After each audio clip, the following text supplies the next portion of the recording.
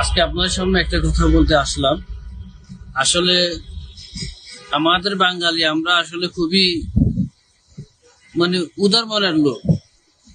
আমরা আইসা দোকানে দোকানে যায় ইসরায়েলি প্রোডাক্ট খাবো না, ওইটা খাবো না, সেটা খাবো না, এ খাবো না, সে খাবো না। আরে ভাই, আমি আপনি প্রোডাক্ট না খেয়ে বর্জন করতেছি, ঠিক আছে, আমরা এগুলা আমরা সাধারণত একজনে খাচ্ছি না, কিন্তু আমাদের দেশে হাজার হাজার মানুষ এখন এটি বন্ধ করতেছে না, তারা খাচ্ছে।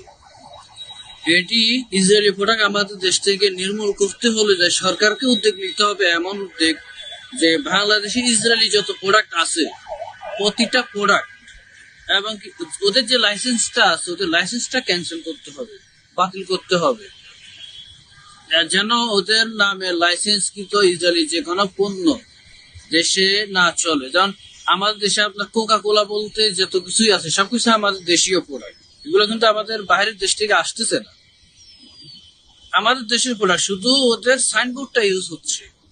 প্রোডাক্টের কোনো এখানে প্রোডাক্টের তো দোষ নেই, দোষটা হচ্ছে যে সাইনবোর্ডটা আপনার বন্ধ হয়ে যাক। আমার দেশে সরকার আছে, ডক্টর ইউনূস আছে, উনি খুব ভালো মানের মানুষ, আমাদের বাংলাদেশের জন্য খুব ভালো কিছু করতেছেন উনি, আমরা দেখতেছি। আমরা আশা করি উনি ইসরায়েলের যে পণ্যগুলো যে